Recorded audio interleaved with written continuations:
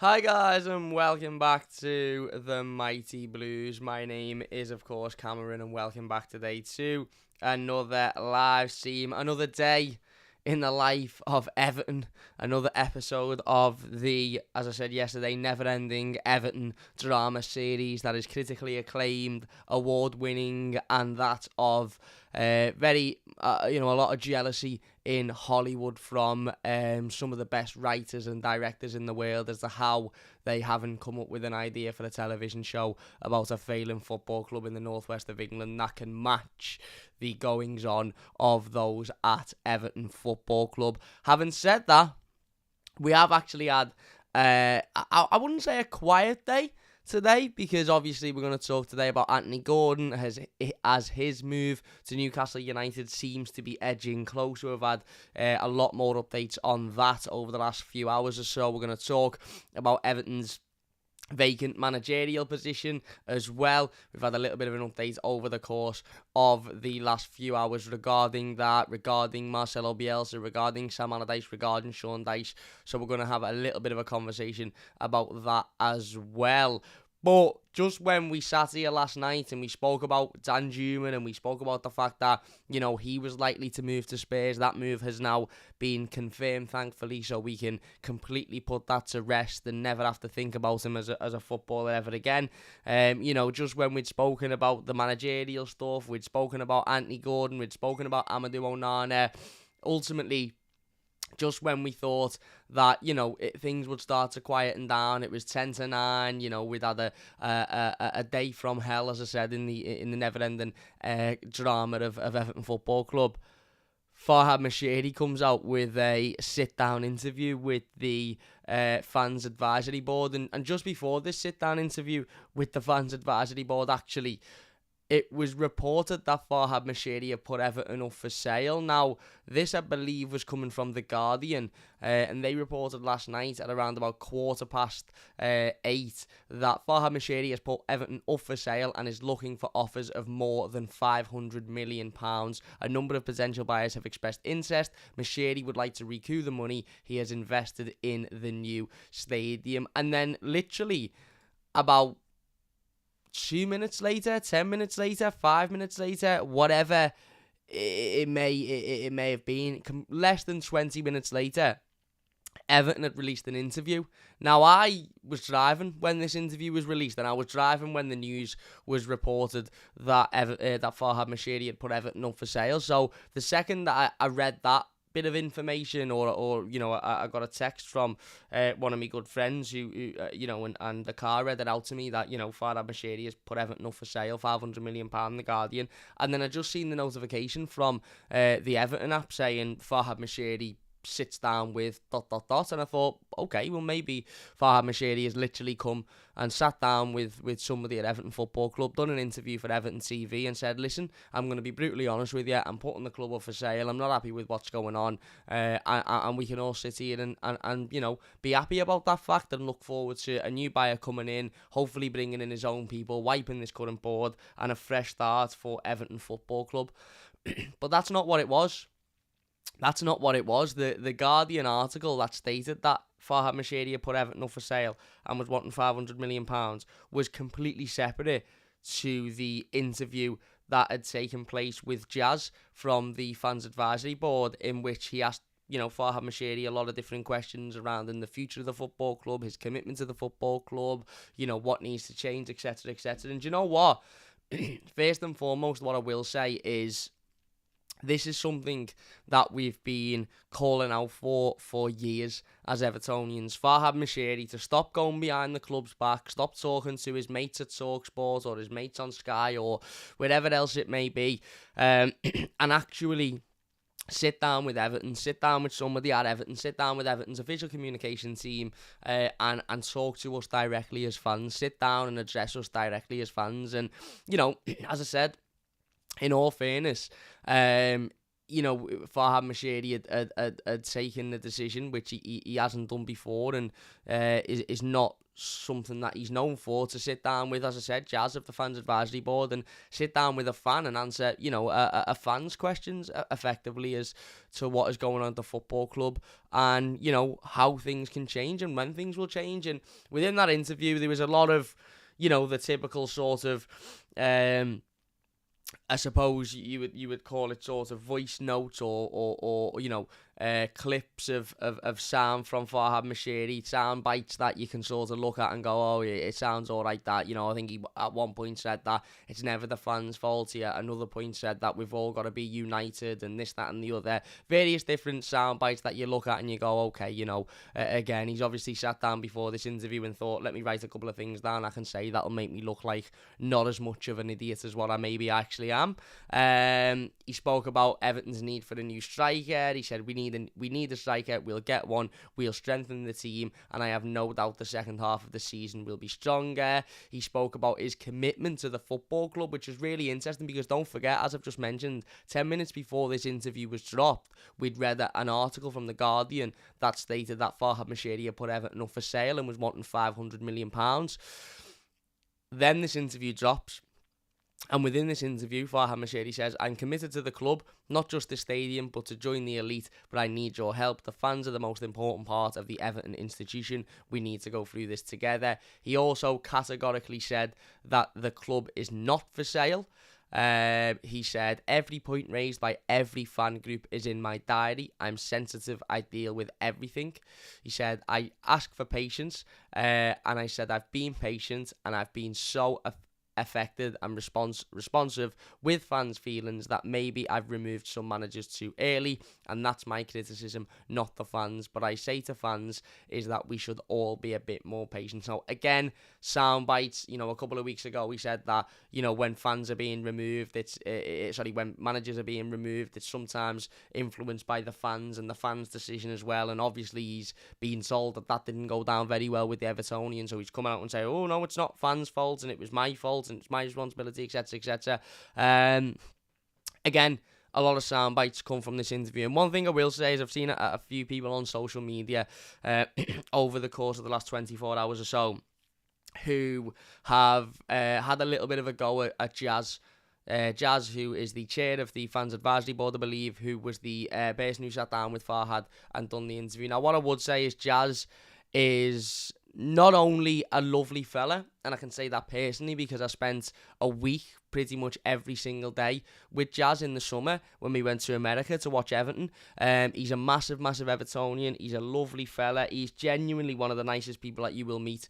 But that's irregardless to the points that people are making on social media. I don't think anybody's really criticising him as a person. Jazz isn't an interviewer, and Jazz will tell you himself he's not an interviewer. No, Jazz is the chair of the Fans Advisory Board, and the questions that were put to Farhad Moshiri were that of the fans that were collected by the Fans Advisory Board that were then put to the owner, and I suppose the whole point of the Fans Advisory Board is so that they can meet with the owner and relay any information or worries or concerns that fans have had and given to them. So I understand why it was Jazz, but Jazz isn't really an interviewer, and Jazz maybe isn't as prepped to ask Farhad Moshiri the hard questions, and then when given an answer by Farhad Moshiri to sort of rebuttal that answer with maybe another question. Well, okay, you said that you're 100% committed to the club, but why does this happen, or why is that? Or you say that, fans have got to be patient, but then why did you go behind fans' backs and employ a manager in Rafa Benitez that nobody wanted? This, that and the other. And that's not Jazz's fault because, as I said, Jazz isn't an interviewer. Jazz's job isn't to sit in front of a camera and talk to people or interview people every single day. That's not what he does on a daily basis. So what I would say is, I think there's been a little bit of unfair criticism on Jazz in regards to that. It's not like he's a top journalist and he's gone in and he's not taking his opportunity to ask the tough questions. That's not what Jazz does. That's not what Jazz's job is. And I actually think Jazz handled himself really well. I think he handled himself really professionally. And I think the way in which he answered and articulated the questions was good. Were they necessarily the questions I would have asked? Some of them. Others I would have worded differently, and I would have certainly added other questions, harder questions, tougher questions onto Farhad Moshiri. But as I said, it's something. We've gotten something. We've sat here for months and months and years. I've sat here for years and complained about the lack of communication from the football club, and specifically the lack of communication from the owner, over the years. And when he has communicated, we've all been very critical that communication has come through other forms of media, be it TalkSport, be it, an empty letter that he probably hasn't even written himself and has only signed off, or whatever it may be. So, to sit down with Jazz, a member of the Fans Advisory Board, and answer questions is an improvement. It's still not ideal. It's still not. I'm not going to sit here and go, he's absolutely boss Moshiri now that he's done that. I still think he absolutely needs to sell the football club, and I don't think there's any way back for Farhad Moshiri in Evertonians' eyes, if I'm being perfectly honest with you. But that's an improvement to what we'd had previously. Now, what's really interesting, of course, is that this interview was released about 15 minutes after a report in The Guardian which suggested that that Everton were up for sale. Now, to my knowledge, and this isn't, I'm just using what I've heard and what I've read over social media and in a couple of different outlets that I personally trust. This interview was actually pre-recorded, so it wasn't done live yesterday. Farhad Moshiri and Jazz weren't sitting down at 8:15 last night when the interview was put on YouTube. This was apparently done last week, probably Thursday is the date that I've heard.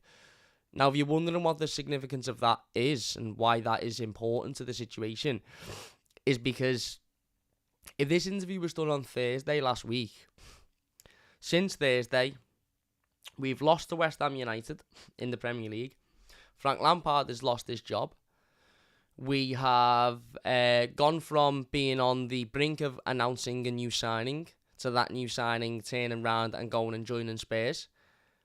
And we've had the article in The Guardian which is to state that the club isn't for sale. So when the owner comes out and says things like, we will get a striker, we will improve, that then leads you to think, well, was he talking about Danjuma? Because as of Thursday, as far as the club were aware, Danjuma, was having no issue. He was going to join Everton and he was going to be, one of our forward signings until the end of the season. Now, hopefully, it wasn't just Danjuma he was referring to, because even if Danjuma had officially signed for Everton Football Club, I don't think he'd have been enough for what we actually need. But you ask yourself, well, was the owner talking about Danjuma? And if so, that obviously isn't the case anymore. You then ask yourself about some of the things he said in regards to being together and being patient and making decisions on managers, and then you think, well, hang on, is that changed now that Frank Lampard isn't in the equation and Frank Lampard is being sacked?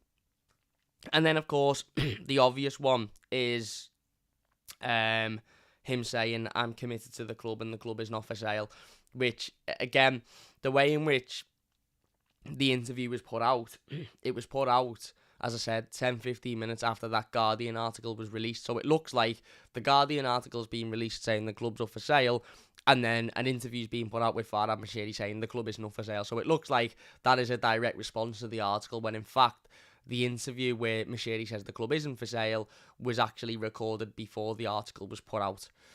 Now, whether or not Farhad Moshiri is telling the truth in when he says the club isn't for sale, and whether or not he's spoken to somebody at Everton and said, right, get that interview out now because this article's been, released and it's not true, or whether or not Farhad Moshiri on Thursday thought, no, you know what, the club isn't for sale, I'm committed to it, it's my club, this, that and the other, and then on Saturday or Sunday evening or Monday, when it's actually, no, do you know what, bollocks to this, I'm not ready, I'm not prepared for this, so I'll put it up for sale. We don't know. Again, it leaves us with unanswered questions, and again, it leaves the fans in the dark. And again, it was just another sort of scene in what, for me, yesterday very much felt like a season finale of the Everton documentary, or the Everton, drama that we all live in. It felt like a season finale yesterday. Like one of them episodes of EastEnders or Coronation Street or whatever it is, when like they have a Christmas episode, or they have a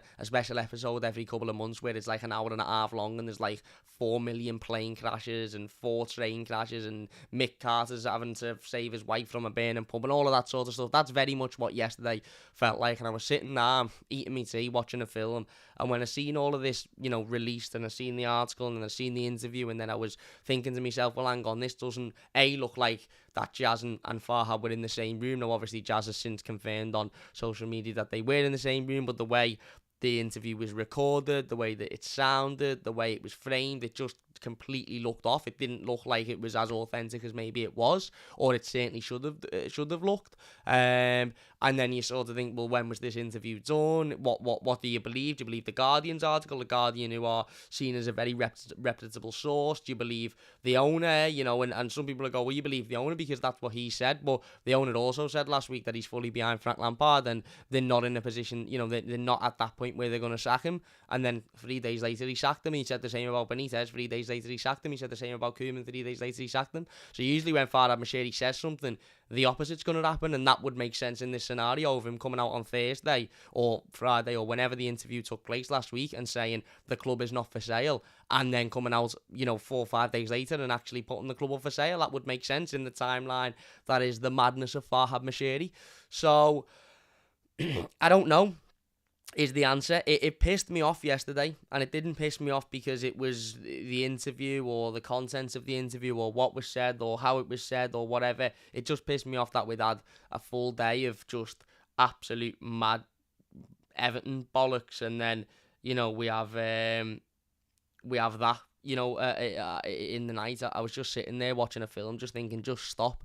Just give us 2 or 3 hours of just no news. And that's why today I've been very appreciative of, because although there's been a little bit of news and although there's been a little bit of, you know, transfer rumours and stuff like that, it's largely been a quiet day for Everton. It's largely been a quiet day for, you know, for news-wise. Obviously, we've had some news regarding the potential move of Anthony Gordon to Newcastle, but yeah, in terms of that Farhad Moshiri interview yesterday, I don't know. You know, again, it's left us thinking. It's mad that we had an interview with the owner where he has sat down with a fan. An interview that we've all been calling for to happen for you know, months and months and months, years and years and years. And we also had a well-written article from a very reputable media source. We had both of those things within the space of 10 minutes. And yet, conclusion-wise, we as Evertonians are still in the same position as we were before either of those things was released to us. We don't know whether the club's up for sale. We don't really know whether we're going to get another striker because, as I said, we can only assume that the forward that Farhad Moshiri was talking about was Danjuma. Again, we just don't know. And you know, as of now, will Farhad Moshiri sell Everton Football Club? I don't know. Will Farhad Moshiri sign a striker before the end of this transfer window? I don't know. Will Farhad Moshiri, you know, communicate with us more in the future, or will he look at this and go, actually, I'm not going to do that again, I can't be asked? I don't know. None of us know. None of us know the answers to any of these questions, and that is really, really disappointing and really frustrating when you have an interview of such depth of that and you still don't really find out any real answers to what you want. Beard, I don't think that's right. Beard saying that Newcastle have walked away, I don't think that's right, mate, because that would be all over the media, and I'm not seeing it anywhere in the media. So when that is being reported by the reputable journalists, then we'll discuss it then. But yeah, that was Farhad Moshiri's interview with Everton, or with Jazz from the Everton Fans Advisory Board.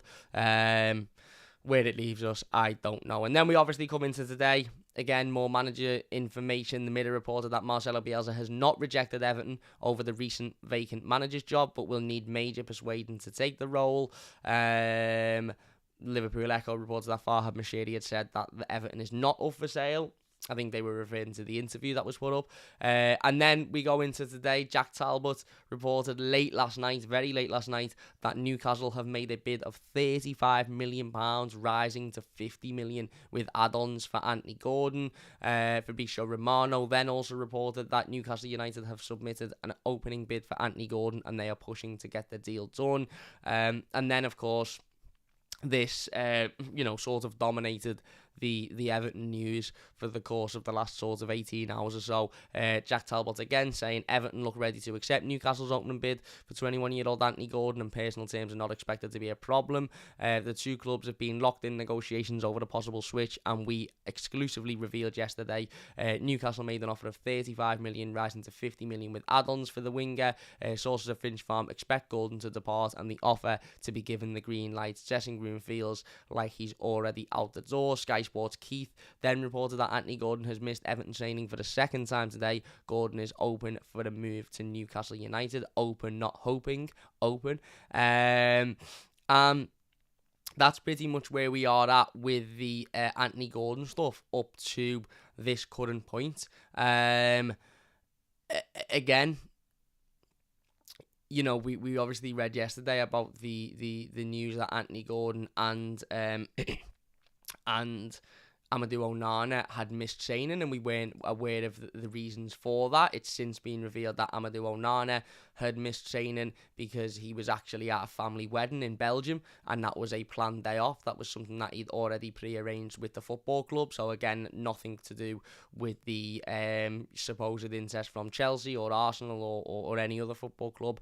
And I believe Anthony Gordon's day off yesterday was a planned day off as well, and a pre-arranged day off for him. Again, nothing to do with any potential move to Newcastle or Chelsea or whatever else.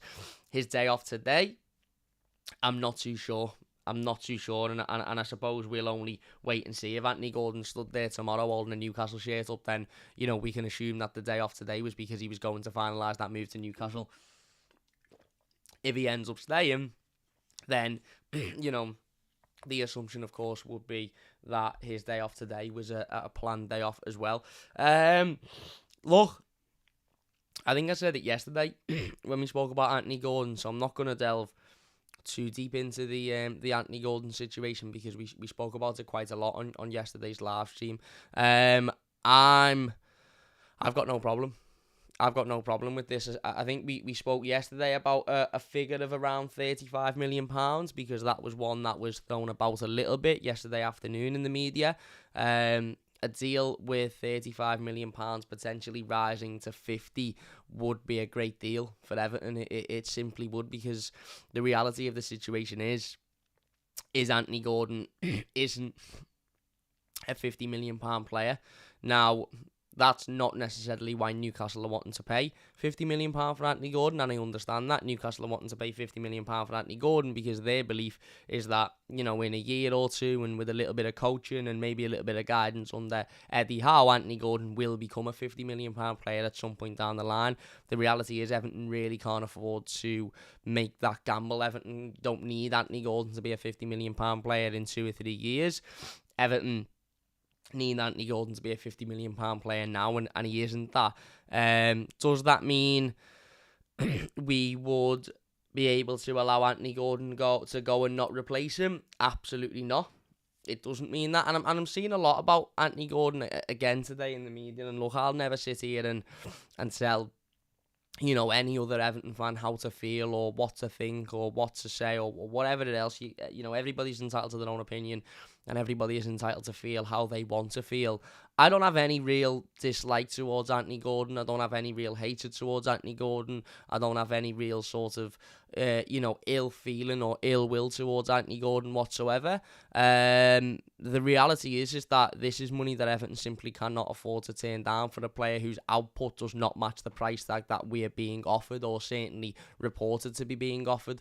And that's not to do with Anthony Gordon. That's nothing to do with his attitude or his unwillingness. Okay, you could question in the last couple of games whether or not he's given 100% or whether or not he maybe could have given more. Of course, you can question that. You can question that with every single Everton player over the course of the last couple of games. I don't think there's one Everton player that you could look at and go, well, you absolutely can't question his work rate or his determination or whatever. Every single one of them, you can make those questions about, Anthony Gordon included. But I have no ill feeling towards Anthony. I have no, negative feeling towards Anthony. I don't sit here and say, oh my God, I absolutely hate him, get rid of him, he's this, that and the other. The reality is, the way I see it, is that Anthony Gordon isn't worth the money that Newcastle United are said to be willing to pay for him. and Everton are desperately in need of that money because of our financial fair play situation. Don't forget as well, this will be 100% profit for Anthony Gordon. Anthony Gordon is a homegrown talent. He's an academy player, so it will be 100% profit. So in terms of FFP, it's absolutely 100% in Everton's favour, because we didn't pay anything for Anthony Gordon other than his wages and you know, little bits like that. We haven't paid a fee for Anthony Gordon because he's come through Everton's academy. So for FFP, this is a brilliant deal. If we can get £35 million up front, then that, of course, helps Everton, because it allows us in the last week of the transfer window to go out and be able to bring in maybe 2, for me, 3 forward players that arguably all will have a bigger impact than what Anthony Gordon is currently having, or certainly 2 of the 3 will have a bigger impact than what Anthony Gordon is currently having. And you know, then obviously we look to stay in the Premier League this season and then build again in the summer. It makes sense.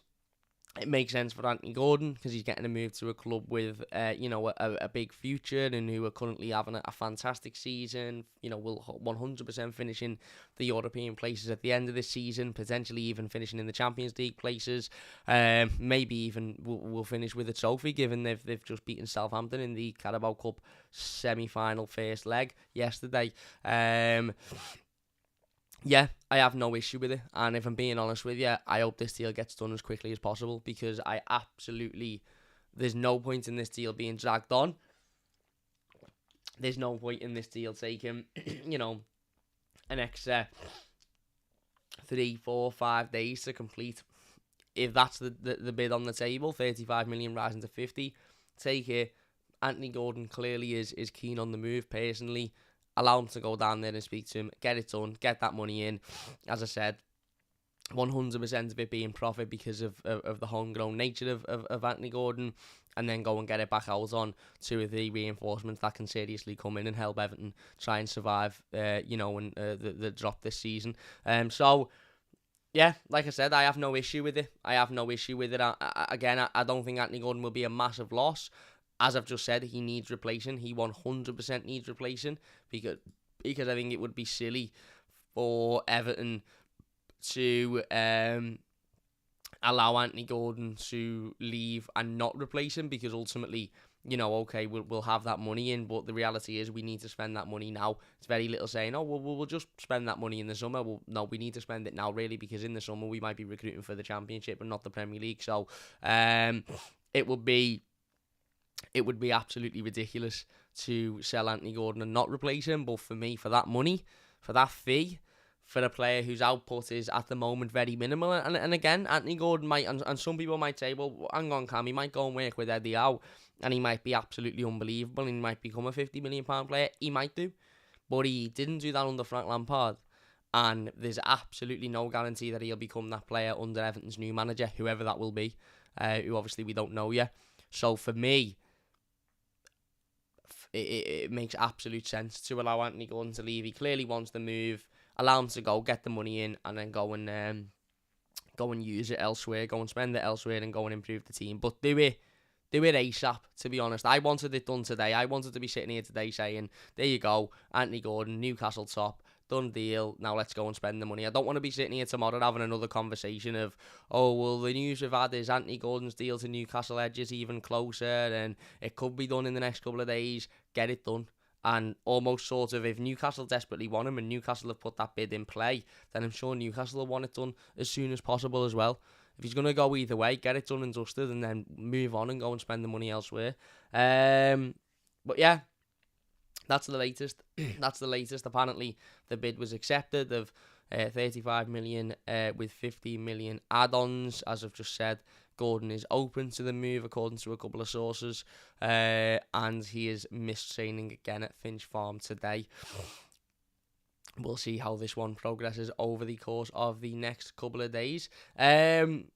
Another interesting turn of events in the never-ending soap opera that is Everton Football Club, and I will keep saying that because we are a soap opera, aren't we? Let's be honest. And until we no longer become a soap opera, then I will keep saying that. Kia Joorabchian decided earlier on this morning that he would go and join Jim White and Simon Jordan. What is it with people associated with Everton going on to TalkSport to speak to Jim White and Simon Jordan, by the way, has been very complimentary of Everton recently. Very, very, very complimentary of Everton over the course of the last few days or so on TalkSport. I think it's because an Everton fan went on and said they wanted him on the board, and now, I think he come out yesterday and said he'd love to be on the board, but he doesn't think that'll happen, but he respects Everton. He thinks Everton are a great football club. And then I think he come out today and basically said Everton are a much bigger club than Newcastle. And to be fair, he's right. I absolutely agree with that. He's very much right when he says that. But again, very complimentary towards Everton. But Kia Joorabchian decided that he would try and rebuttal some of the criticism that has come his way over the last few days or so from Simon Jordan and others regarding his involvement with Everton. Joorabchian went on to TalkSport and done around about a 4-minute interview. I've just watched 2 minutes of it before his voice was doing me head in, so I turned it off. During the interview, he said things like, it was very public last year, I recommended Vitor Pereira. They went for Frank Lampard. It was a board decision. He said that in the past, we offered them Bruno Guimaraes for 16 million before he went to Lyon. They went for Gabaman and Bruno signed for Lyon. Now, also quite interestingly, these people are very, very clever. These football agents, the people that are around them, their teams are very, very clever. And it's very obvious to see what Kia Joorabchian is doing here. Not only is he mispronouncing the names of Everton's board of directors, which is quite interesting considering the relationship he has with Farhad Moshiri. Apparently, we've got somebody on our board called Denise Barrett, whoever she is. Maybe she's Wade Barrett's wife from the WWE, I don't know. But as I said, these people are very clever people. They know that when there's a little bit of bad press against them, when there's questions, when there's all of a sudden a little bit of blame and a little bit of questioning around what they're doing, they come out and they try and defend themselves, and they do it in formats that they know they'll be heard by thousands and thousands of people. And Kia's obviously followed what his good friend Farhad Moshiri often does, and that is when faced with any form of criticism or questioning, instead of actually addressing it directly with the people who are questioning him, he's gone straight to the morning show on TalkSport to discuss it there. Interestingly enough, as I said, I've just listened to the first couple of minutes of it before I turned it off, and Simon Jordan, again, very not complimentary towards Everton, as per se, but almost sticking up for Everton, almost, taking Everton's side in this by asking the tough questions to Kia Joorabchian and ultimately questioning the answers that he puts back. Kia Joorabchian said that he's only ever been involved with 4, well, he said 3 and then added another one, so yeah, 4 bits of business with Everton. One was, and it's really interesting to see the way he worded this. He said, one was Richarlison from Watford, which turned out to be a good signing. One was Bernard on a free contract. Didn't mention that he was on £150,000 a week and was coming with no guarantee he was going to be able to do it in the Premier League and at an age that he should never have been being paid that much money. He said one was Carlo Ancelotti. Again, £12 million a year. Was it the right fit for Everton at the time? You could say now that it isn't. Paul says, mate, you'll pronounce his name wrong as well. Kia Joorabchian. I'm pretty sure it's pronounced Kia Joorabchian. I'm pretty sure that's how it's pronounced. But anyway, listen, I'm not arsed. I'm an Everton fan from 10 minutes away. He's a super football agent who's talking about how good he is in the relationship he has with people he can't even pronounce the names of. I haven't got a relationship with him. So, but yeah, he mentioned Carlo Ancelotti. And again, that was when Simon Jordan come out and said, well, it wasn't really the right fit for Everton at the time. And then he sort of, it was classic. It was like one of those comedies. It was like, well, I was involved with Richarlison going to Everton. I was involved with Bernard. I was involved with Carlo Ancelotti. And then I was involved with Anwar El Ghazi in part of the Luka Dean deal. He sort of kept the Anwar El Ghazi sort of one kept under wraps a little bit. And again, he was doing what you would expect him to do. And this is why I didn't pay much attention to it this morning. And this is why I won't give it much attention on the show, because it effectively was just Kia Joorabchian or Joorabchian or whatever his name is pronounced, coming out and trying to defend himself, trying to say that he has, he acts the same with every other Premier League football club as to what he does with Everton. He's got relationships with every other Premier League club in the same ways that got relationships with Everton, and he's only ever been involved in a couple of bits of business. And there's been moments where he's tried to recommend people to Everton, such as Vitor Pereira and Bruno Guimaraes and other people, and Everton have not taken his advice, and that is no problem. I think he said, or something along those lines. Yeah. Listen, I've said it for months. Farhad Moshiri shouldn't be listening to people like Joorabchian or Joorabchian, again, however you pronounce it, because these people have absolutely no intent or no desire to bring in a player that is ultimately going to come in and improve the football club. These people have got every intent of trying to convince you to bring in their clients, whether or not it's the right fit, whether or not it makes the most sense to bring in their clients for the most money so that they benefit from it in the way that he did with Carlo Ancelotti. And again, I'm not going to sit here and say Carlo Ancelotti was an awful choice, but in hindsight, he probably was the wrong man, or maybe the right man at the wrong time. The El Ghazi deal was absolutely horrific, as we all know. But yeah, this is ultimately why Farhad Moshiri shouldn't listen to Kia or any other of these football agents, because they're not in his ear to try and make Everton better. Although he may believe that to be the case, and although they might be telling him that that's the case, that isn't the case. These agents aren't in ears of football owners to try and make the football club better or to try and improve the football club. These people are in the ears of football owners for their own personal gain. And if Farhad Moshiri can't see that, then he's a bigger idiot than I thought he was, to be honest with you. So hopefully that is the end of Kia Joorabchian's relationship with Everton, and hopefully Farhad Moshiri has learned his lesson. But yeah, I thought it was interesting because he went on TalkSport this morning. Another bit of information, player news. Sky Sports reports today that Everton want to sign Chelsea winger Hakim Ziyech. Everton is said to be ready to pay up to £25 million. Chelsea are considering letting him go, and Everton have denied making a bid. Of course, Everton have denied making a bid, because I highly doubt we would have making a bid for £25 million, considering at this current moment we haven't got that money. We may have that money when Anthony Gordon leaves, but at this current moment we haven't got that money. I really, really like Hakim Ziyech, to be honest, at Everton. I think he's a fantastic player. I think he would be an improvement on Anthony Gordon.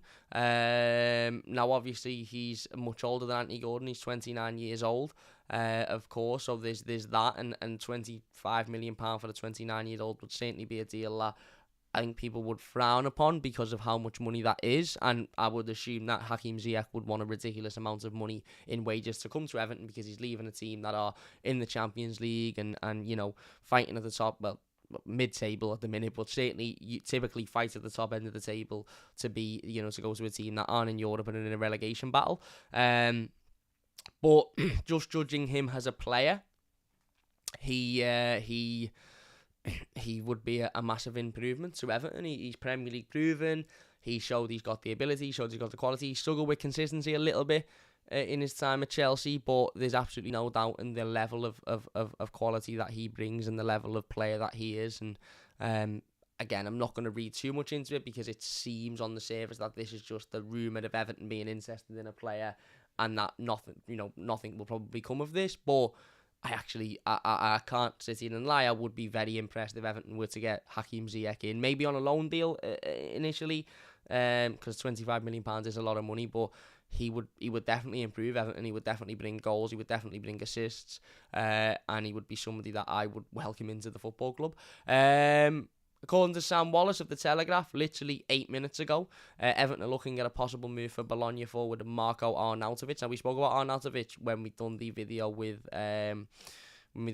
Cornet about a week or so ago, and basically I think I said something along the lines of just get him in, because he's played in the Premier League before. He's proven he can score goals. He's proven he can, he can win games of football. Yes, his attitude, stinks a little bit, and yes, his age isn't perfect, but we're at this point now where anybody is an improvement to what we've got.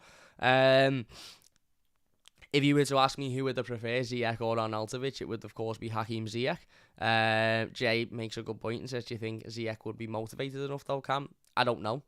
I really, really don't know, and it's very easy to go no, because he'd have to work a lot harder and he'd have to battle a lot more at Everton. But you don't know. I don't know him as a person. I don't know what he's like. I don't know his personality. It'd be unfair for me to sit here and say he wouldn't be motivated enough, because he may well be motivated. He may well look at Everton and think that's a team I can go in, I can seriously impact, and then I can go and get a big move somewhere else, because they'll look at me and go, look at how well he's done at Everton. Arnautovic, there's bigger questions around his attitude for me. There's bigger questions surrounding his motivation, because ultimately he's had attitude problems in the past.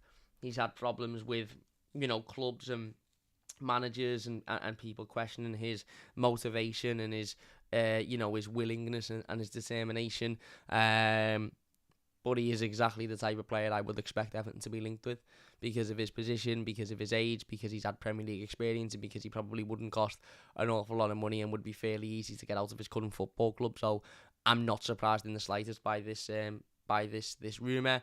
Whether anything comes of it, we'll wait and see, but it isn't surprising. Anyway, let's finish up with a little bit of manager talk, shall we? Because Everton haven't got a manager, in case we've forgotten. Frank Lampard, of course, was sacked on Monday afternoon. Monday feels like it was about 6 weeks ago. It wasn't. It was only 2 days ago.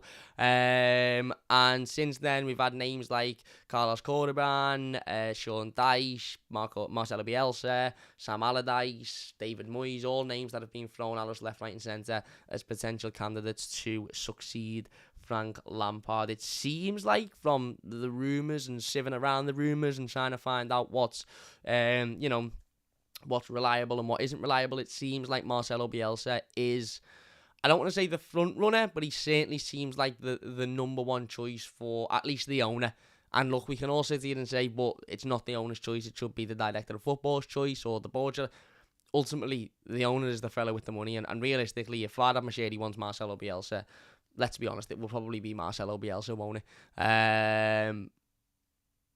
It shouldn't be, because it should be whoever Kevin Thelwell wants, and I will back whoever Kevin Thelwell wants, because Kevin Thelwell is the director of football and that is his job. But we all know that's not how Farhad Moshiri works. Anyway, according to Marco Contiero earlier today, Marcelo Bielsa is ready to accept Everton's offer, but only wants to join them in the summer. Bielsa is not against managing Everton in the Championship. Sky Sports reported earlier that Sean Dyche, Marcelo Bielsa and Ralph Hasenhüttl are all in the running for Everton manager's job. Everton wants an appointment by Friday. Interestingly enough, apparently Ralph Hasenhüttl come out yesterday and said that he doesn't want the job, which is great news for me, because I think he'd be an absolute disaster.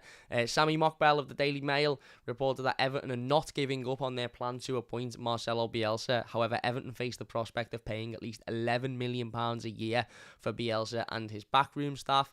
He said communication between Bielsa and Everton remains open. Sources have indicated that any agreement remains difficult. There is hope that it is not out of reach. Mockbell also then reported that Sam Allardyce, Sean Dyche and West Brom manager Carlos Cordoban are the alternatives for Everton if Marcelo Bielsa cannot be persuaded to take the job. So it seems like it very much seems like Marcelo Bielsa is the number one target at the moment, or certainly the number one target for somebody at Everton. As I said, I can only assume that that is the owner of the football club or the majority shareholder or whatever his official title is, which is wrong, because, as I said, unless Marcelo Bielsa is also the choice of Kevin Thelwell, then I personally don't want Marcelo Bielsa. I want whoever Kevin Thelwell wants.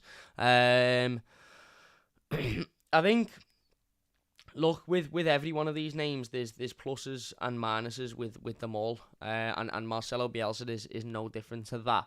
I think this current Everton team would struggle massively to adapt to Marcelo Bielsa's way of playing, his style of playing, his system, his constant press, his constant battle, his constant need for players with energy and with stamina and with, constant effort and 110% all the time. I think we'd struggle with that. Now, if this was the summer and we were sitting here in June or July and you were to ask me who I would choose, I would have no big issue with appointing Marcelo Bielsa, because I think he'd then have 5-6 weeks with the players during a pre-season to get them fit enough. He'd be able to go in and bring in a couple of his own players who he deemed, good enough to be in and amongst the squad, fit enough, enough stamina to be in and amongst the squad. And then we'd all be able to sit here and go, okay, that makes sense to do that. bringing Marcelo Bielsa in January with, 18 games to go of the Premier League season, if that, to try and turn it around for Everton, I'm not too sure is the most sensible decision. Marcelo Bielsa was sacked, let's not forget, by Leeds because he was in a similar position to what Everton are now, in the sense that the players didn't really have the energy or the ability to keep up with his style of play, and he couldn't change his style of play. He couldn't change the way he, the way he wanted that Leeds team to play, and ultimately that was taking them down, and that's why they made the change to bring in Jesse Marsch. I think, looking at the managers that we're being linked with, there's a couple that seem like very short-term solutions, and there are a couple that seem like very long-term solutions. Now, Everton need both. If we're being honest, Everton need a manager that can be a short-term solution and a long-term solution. For the now, we of course need the short-term of a manager that is going to come in and get us out of this situation that we're currently in. And then in the summer, we need a manager that's going to then be able to completely, renovate the whole squad and the whole way of the way we do things at the football club.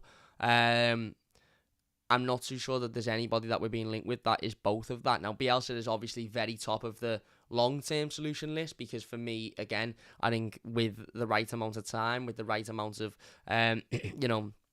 patience with this squad, or with obviously a few additions to this squad, Bielsa could have these players playing an attractive brand of football, working hard, battling, and also he's a very respected figure in football. He's a figure that people around the football club wouldn't be able to sort of walk all over and piss all over and take the piss out of. And he's a very respected manager that I think would demand respect from the board and the chairman and the owner. He's not somebody that would just be a yes man to them. He's somebody that would definitely stick up for the case of the team and the fans. But as I said, he's very much a long-term solution, and he's probably the bottom of, if you say to me now, Cam, the only thing Everton are looking for in a manager is somebody that could come in and save them. They're not asked about what happens in 12 months' time or 14 months' time. They're asked about somebody that can come in now and save them from relegation. Bielsa would, for me, be bottom of that list, and somebody like Sam Allardyce would be top of that list, even though Sam Allardyce isn't a guarantee, because his last job, he got West Brom relegated with 28 games to go or something like that. So nowhere near as many games as Everton have got left, and he got West Brom relegated in that position. But then if you flip it and you ask, right, well, Everton are looking for a long-term appointment, then Bielsa would probably be at the top of that, and Sam Allardyce would be at the bottom of that. So you sort of need somebody for both, unless you're going to get a manager that's going to come in with the acceptance that he's only here until the end of the season, and then he will be removed, and we'll look for, a longer-term replacement, be it Bielsa or somebody else. As I said, some of the reports there suggesting that Bielsa won't join Everton until the summer anyway. So who's going to come in and take this job for 6 months?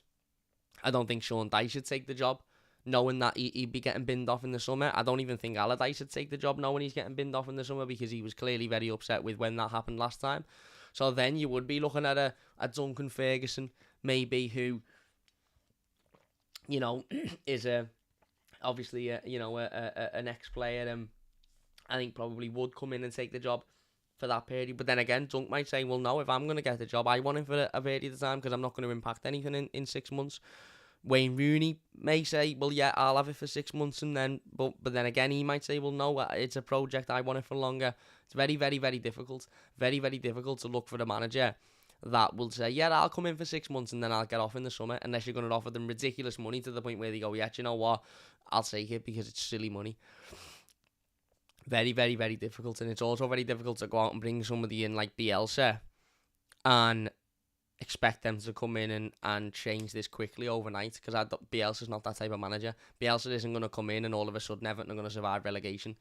Bielsa might come in and in the long run with a much better outfit and a much better position in a much better situation, but he isn't going to come in and overnight change this around. And as I said, it may still end up in Everton going down, which ultimately is what we're all trying to avoid here. So I don't know is the answer to the question. I don't know who the next Everton manager will be, and I don't know who the next Everton manager should be. If you are enjoying, by the way, please hit the like button. Over 100 people watching. If you could get the likes up, it would mean a massive, massive amount to me. If you're new to the channel, don't forget to subscribe as well. That would also mean a massive amount to me. Ultimately, we don't know. We don't know who the next Everton manager is going to be. And as I said, none of us know who the next manager should be as well. We can all have opinions on it. We can all have our feelings and our thoughts on it. Of course we can.